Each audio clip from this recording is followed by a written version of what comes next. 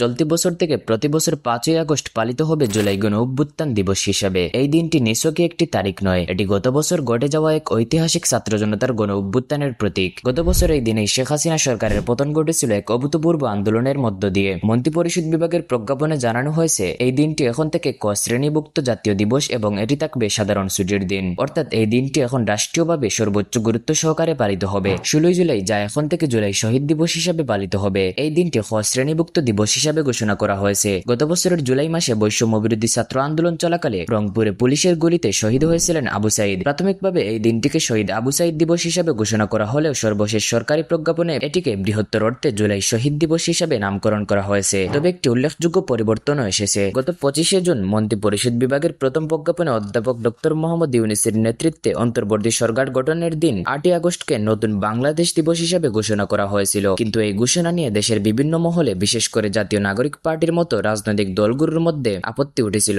সেই আপত্তির প্রেক্ষিতেই আজকের প্রজ্ঞাপনে স্পষ্ট করে জানানো হয়েছে 8ই আগস্ট নতুন বাংলাদেশ দিবস উদযাপন বা পালন না করার সিদ্ধান্ত নেওয়া হয়েছে।